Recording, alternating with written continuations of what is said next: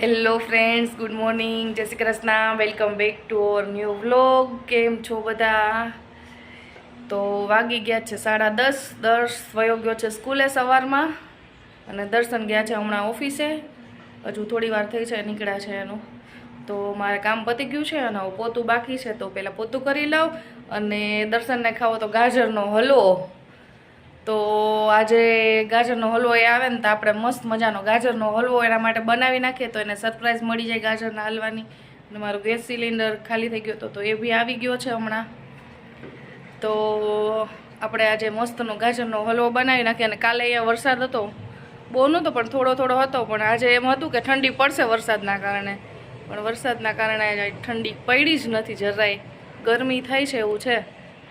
તો બહાર નથી તડકો કે નથી, આમ વાતાવરણ ખુલ્લું એકદમ ધાબળ જેવું જ છે બહાર. તો આમ ઠંડીનો અહેસાસ અહીંયા બિલકુલ થતો નથી કે આપણે અડદિયા બનાવીએ. ઠંડી હોય તો અડદિયા ખાવાની મજા આવે, પણ અહીંયા કાંઈ એવું છે નહીં તો અડદિયા બનાવીએ. તો આપણે બનાવી નાખીશું આજે ગાજરનો હલવો. તો પહેલાં હું પોતું કરી લઉં ને પછી આપણે બનાવશું ગાજરનો હલવો. ત્યાં તો દર્શ પણ સ્કૂલેથી આવી જશે, 1:30 વાગે આવે છે.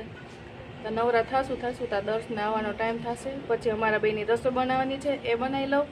ચાલો તો મળીએ, પોતું કરીને ગાજરનો હલવો બનાવીએ. તો અહીંયા મારે ગાજર ખમણી લીધા છે મેં અને એનો રસ કાઢી લીધો છે. તો આ પોણા 2 ગ્લાસ જેટલો નીકળ્યો તો અડધો તો હું પી ગઈ છું, આટલું મેં રાખ્યું છે. હવે 10 આવે ને હમણાં ટેસ્ટ કરાવું કેનું છે, કે એને ખબર પડે કે નહીં એના માટે. અહીંયા મેં લઈ લીધું છે લોયું, અહીંયા લઈ લીધું છે બદામ. તો હવે ફટાફટ પહેલા બદામને ઘીમાં શેકી લઉં. અહીંયા આવ્યું મારું ઘી, ઘરનું બનાવેલું ઘી છે, એકદમ મસ્ત. તો આમાંથી લઈ લઉં હવે ઘી અને બનાવવા માંડીએ આપણે ગાજરનો હલવો. તો અહીંયા ઘી ગરમ થઈ ગયું છે, હવે હું નાખી દઈશ બદામને થોડી ફ્રાય કરીને પછી આપણે લઈ લઈશું. તો બદામ બધી મસ્ત જો એકદમ ફૂલી ગઈ છે, સરસ. બદામ થઈ ગઈ છે ફ્રાય અને ડીશમાં લઈ લઉં. ફટાકડાની જેમ ફૂટે છે. તો હવે એમાં નાખી દઈશ ગાજરનું ખમણ.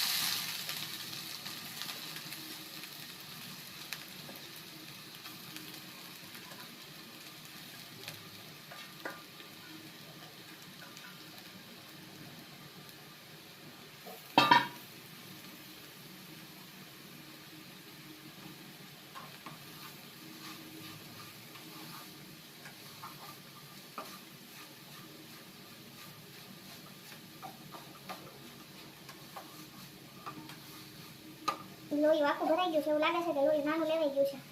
પણ હમણાં શેકાઈ જાય ને એટલે પૂરો થઈ જાય.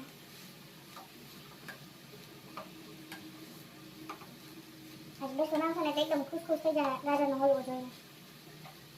ઠંડીની રાહ જોતા હતા પણ અહીંયા કઈ ઠંડી પડતી નથી, તો નથી અડદિયા બનતા કે નથી ગાજરનો હલવો બનતો.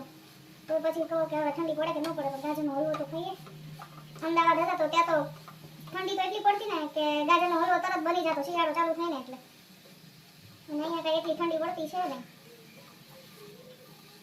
તો હલવો એકદમ મસ્ત શેકાઈ ગયો છે ઘીમાં અને એની ક્વોન્ટિટી થોડી ઓછી થઈ ગઈ છે શેકાણો એટલે. હવે આપણે આમાં નાખી દઈએ દૂધ. મસ્ત શેકાઈ ગયો, સ્મેલ આવે છે એકદમ મસ્ત ઘીની ને ગાજરની. તો હવે નાખી દઈશું દૂધ.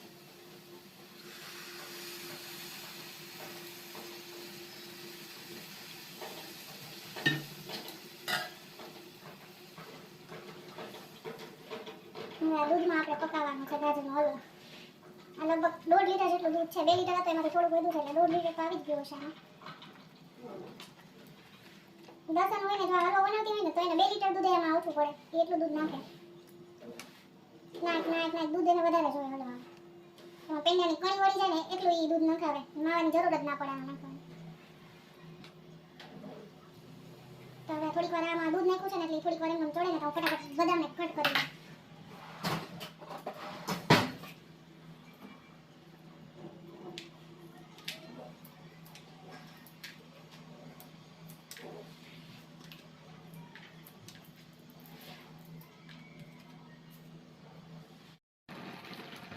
જો બદામ મસ્ત કટ થઈ ગયું છે, એકદમ તળેલી છે તો એટલી મસ્ત ખાવાની મજા આવી છે.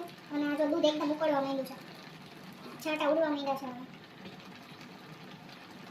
હવે દૂધ બળે ને પછી થોડીક વાર પછી આ મલાઈ નાખવાની ઘરની, એટલે એકદમ મસ્ત પાણી વાળો થશે. દૂધ જાજુ છે ને એટલે આને બળતા વાર લાગશે થોડી. તો હવે થોડીક વાર આમાં દૂધ નાખ્યું છે ને એટલે થોડીક વાર એને ચડે ને તો ફટાફટ બદામને કટ કરી દઉં. અહીંયા જો બદામ મસ્ત કટ થઈ ગયું છે, એકદમ તળેલી છે તો એટલી મસ્ત ખાવાની મજા આવે છે. અને આ દૂધ બળે ને પછી થોડીક વાર પછી આ મલાઈ નાખવાની ઘરની, એટલે એકદમ મસ્ત પાણી વાળો થશે. એટલે કલાક જેવો ટાઈમ તો જશે જ મારા હલવો બનાવવામાં.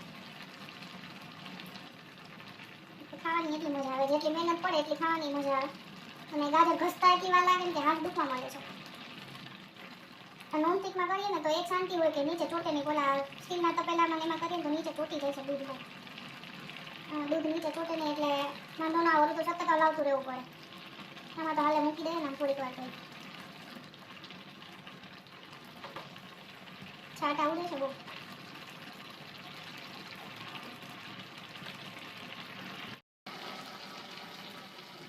તો હવે દૂધ થોડું ઓછું થઈ ગયું છે, બળી ગયું છે. તો આમાં નાખી દઉં થોડીક મલાઈ, એટલે એકદમ મસ્ત એની કણી વળી જાય મલાઈની. અને પછી નાખશું ખાંડ આપણે.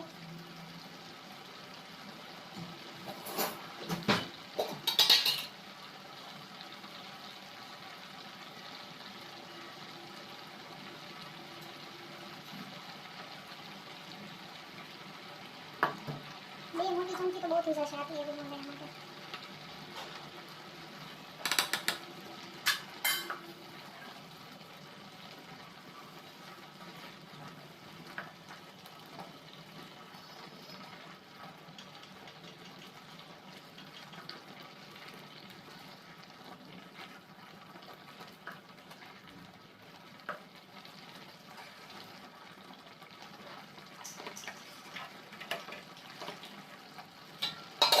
હવે ખાંડી નાખી દે એટલે ખાંડ ભેગી પાકતી થાય. ડબ્બામાંથી ખાંડ થઈ જાય તો સારું, નહીં તો પછી ઉપર કબાટમાંથી ઉપરના કબાટમાંથી કાઢવી પડે ને તો થોડી તકલીફ પડે.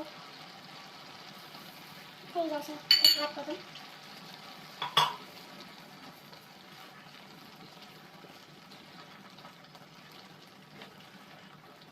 એકદમ મસ્ત મિક્સ કરીને એકદમ હવે દૂધ બધું બળે ને ત્યાં સુધી મિક્સ કરવાનું છે. પછી ગરમા ગરમ ગાજરનો હલવો રેડી.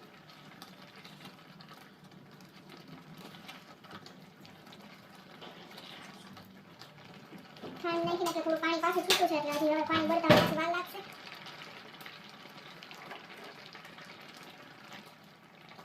વેલી ખાંડ નાખીને એટલે ખાંડ ભેગી પાકતી થાય એમાં. તો 10 થાય તો એના શરદી ઉધરસમાં થોડીક રાહત રહે.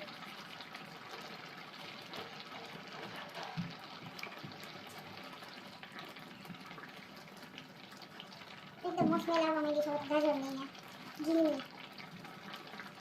માવા બનાવતા હોય ને એવી સ્મેલ આવે છે. માવા શું પેંડા બનાવતા હોય ને એવી સ્મેલ આવે છે.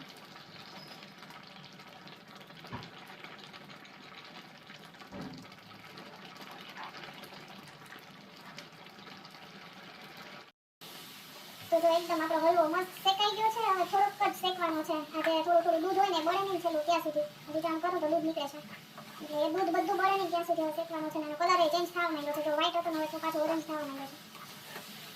હવે 5 મિનિટમાં આપણો હલવો મસ્ત રેડી થઈ જશે. તો આ નોનસ્ટિકમાં કર્યો હોય ને તો એટલો ચીપકે નહીં. ઓમાં હોય ને સ્ટીલમાં કે ટીનમાં તો નીચે એટલો ચોટી જાય છે ને. અને હલાવતા સતત રહેવું પડે. આમાં એટલું બધું હલાવી નહીં તો વાંધો નથી આવતો.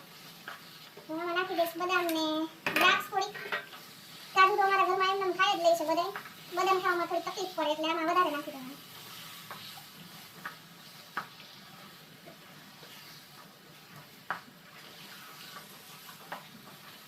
મસ્ત કણી થઈ ગઈ છે આમાં. પેંડાની કણી હોય ને એવી કણીઓ થઈ ગઈ છે. ખાવામાં મસ્ત હશે. હવે આવીને ચાખે દર્શન પછી ખબર પડે કેવો છે ને ભાવે કે નહીં. તો જો એકદમ મસ્ત ઓરેન્જ કલર આવી ગયો છે હલવાનો અને બની જ ગયો છે. હવે થોડીક વાર એવું 2 મિનિટ રાખીશ ને એટલે એકદમ મસ્ત થઈ જશે.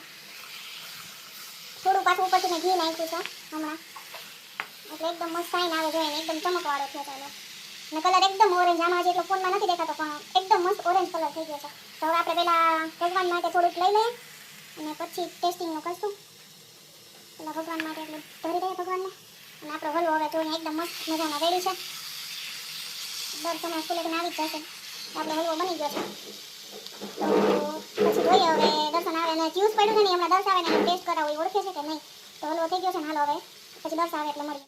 દર સ્કૂલેથી આવી ગયો છે અને આપણે આ જ્યુસ જે બનાવ્યું હતું ને હવે એનું હું આપું છું એ શું કહે છે. દર્શ તારા માટે મેં સ્ટ્રોબેરીનું જ્યુસ બનાવ્યું. પીવું છે ને? હાલે પકડ, ગ્લાસ નીચે જ પકડ, હું ઓલું લઈ લઉં.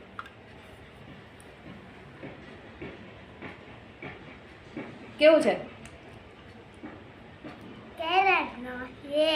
સ્ટ્રોબેરીનું નથી? ના ઓળખી ગયો, મને એમ કે તને નહીં ખબર પડે. હે કડવું ના લાગે દીકા કઈ. પી જા, મસ્ત છે. લે મેં પીધું છે. ના ભાઈ તો એ ઓળખી ગયો ને ખબર પડી ગઈ કે આ કેરટનું છે, સ્ટ્રોબેરીનું નથી. તો કાંઈ નહીં, હવે મેં તો અડધો ગ્લાસ પીધું છે. હવે આ ફ્રીજમાં મૂકી દો, દર્શન આવીને પી લે છે. તો હલવો બની ગયો છે.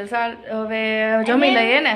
હું છે ને મારા પપ્પાને કહીશ કે છે ને રાજા સ્ટ્રોબેરીનું જ્યુસ બનાવ્યું. અચ્છા, પપ્પાને એવું કહીશ કે સ્ટ્રોબેરીનું જ્યુસ પીધું હતું. હા તો સારું, હાલો હવે અમે જમી લઈએ. તો ફાઇનલી આવી ગયા છે 7:30 વાગે ઘરે.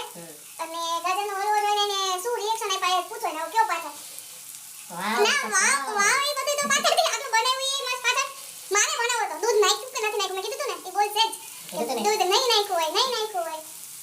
પણ આમાં આટલું દૂધ નાખ્યું છે 2 લીટર જેટલું દૂધ મલાઈ નાખી તો એને દૂધ ઓછું થાય છે.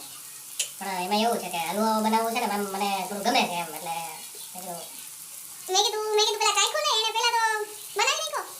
ખાવાનું તો નહીં આવ્યું, દૂધ નાખ્યું નહીં. હવે ચાખો કેવો બન્યો એ તો કયો. આખી લાવો કોણ છે જો જોઈ જમતી દે લો લઈ ગયો ટેક્સચર જોવો તમે ખાલી જોઈ લીધું બધાએ, તમે ખાધા વગર બોલી દીધું. કેવો બન્યો, દૂધ નાખ્યું કે નથી નાખ્યું? અલ્ટિમેટ છે કે નહીં દૂધ?